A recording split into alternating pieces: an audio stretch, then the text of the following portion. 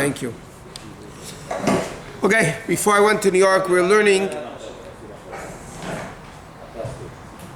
the dinim of Sakana, things that are forbidden to do because of Sakana. And according to many opinions, we said Sakana is even stricter, something which is dangerous. So according to some opinions, are never nullified, 1 in 60, like kosher and not kosher is. But there's a practical halachos in California, basically. The Torah says you're not allowed to chop down a fruit tree. The Torah says, it's a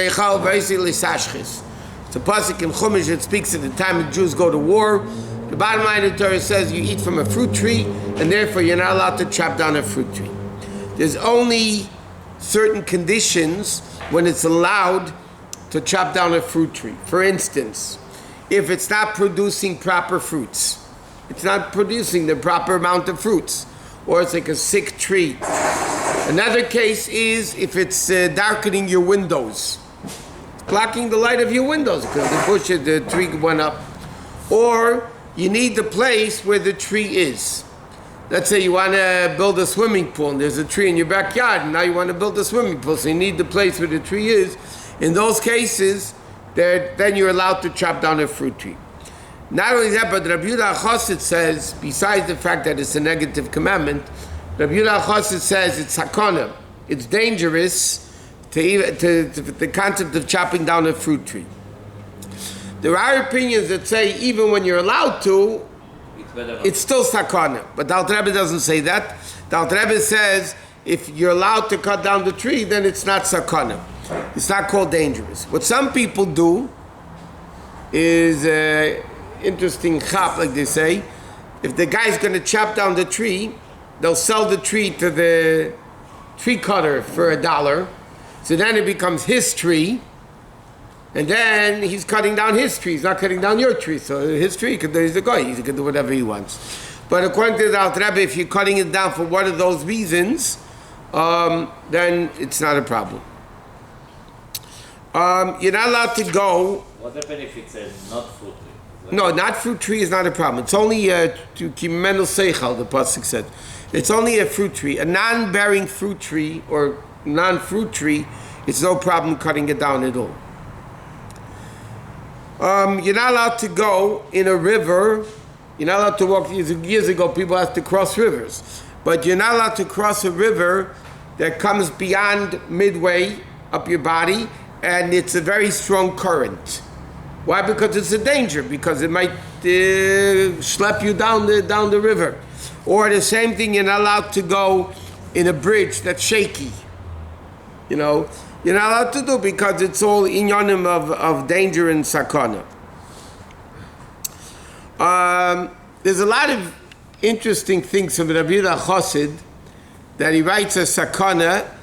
Rabbi Yosef was one of the people in the era of Taisus. He was one of the people mentioned in Taisus.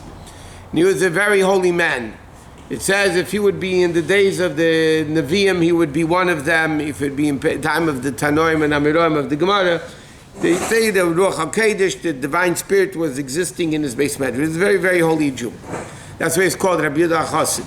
But he was a contemporary, like right after Rashi's time, the next generation, or right around then. And he wrote what's called Tzavas Rabbi Yosef. Tzavas Rabbi Yosef is simply the will and testament of Rabbi Yosef before he passed away. So there's a big machlekes in halacha if the things he wrote in his tzavah only applied for his generation, or do they apply for all future generations? That was the big argument in Poskim today. And believe it or not, there's certain things that the world accepted as things that you don't do. We'll say a few of them. And then there are certain things that the world didn't accept.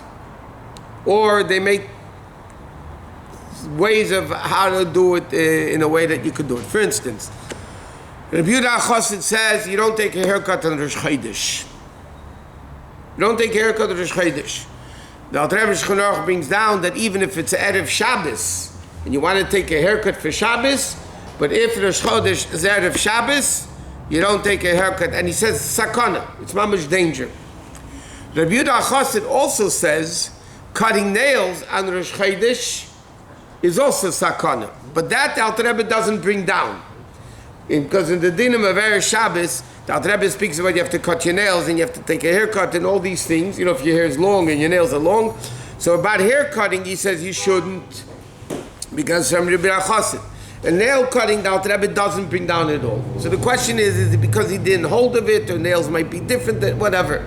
But there's a lot of things that Rabbi Chosid said you don't do. Another thing that Rabbi Chosid says, a mother-in-law and daughter-in-law cannot have the same name, or a father-in-law and a son-in-law should not have the same name, or, according to Rabbi Chosid, even brings down that two mechutanim, it means the father of the chosin, the father of the kala should not have the same name. These are all things that he brings down.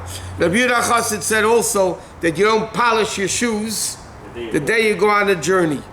Now, the Rebbe said about that particular thing, he could write a book as big as the Shalah, which is a pretty big sefer. Now, the Rebbe said he could write a sefer the size of the Shalah, why you shouldn't polish your shoes the day you go on a trip. But again, it's all Rabbi Chosid, there's no seemingly basis for it in halacha. Another thing Rabbi Chosid brings down that all the poskim ask on it, Rabbi Chosid says an uncle should not marry a niece. Even though it's allowed. A nephew is not allowed to marry an aunt, but an uncle is allowed to marry a niece. And in fact, the Gemara says it's a mitzvah to marry a niece. Because mipsar chal tesalem, don't forget about your own flesh. But Rabbi Chosid says an uncle should not marry a niece. So he asks why the Gemara says it's a mitzvah, whatever. He says you shouldn't do it. Another thing Rabbi Chosid says, you shouldn't close up a window or a door. If you have a door or a window, you're not allowed to close it up. Mamish, to block it up completely. Like in remodeling the house, you can't block it. But there's from the Rebbe Marash, and this the Rebbe brings down that this is the way people should do it. If what you do is you put on, you could cover it like sheetrock, let's say, and then you make a hole in the sheetrock through and through, and put it the size of a tefach, a handbreadth, and then you could stick in a pipe into the hole, and then you can cover it up on both sides. Then it's a way to do it.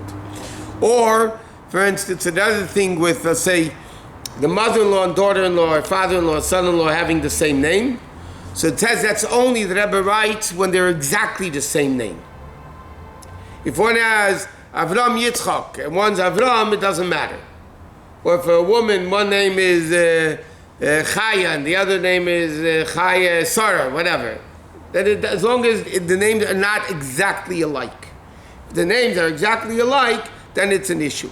But even then, the Rebbe brings down from the Rabbeim, in Samach Tzedek, that you could do it. One adds a name.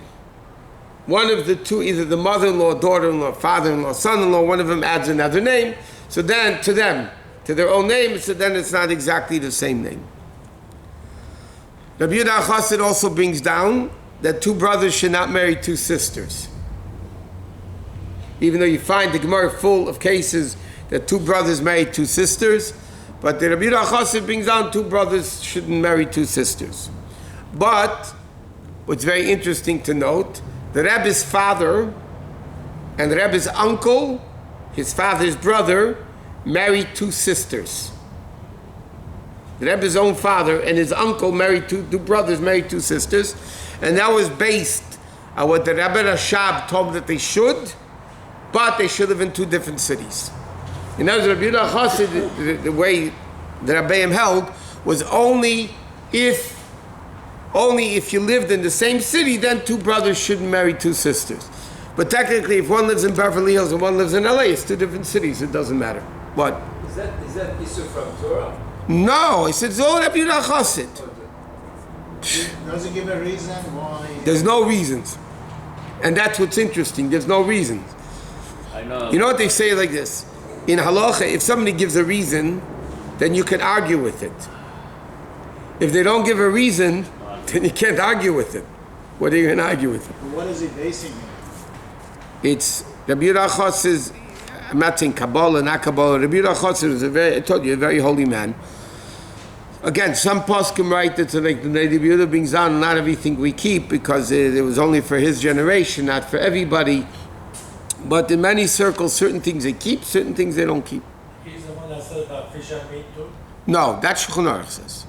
Fish and meat is sakana that the Gemara says, Shulchan Aruch says, that's a whole different story. Okay.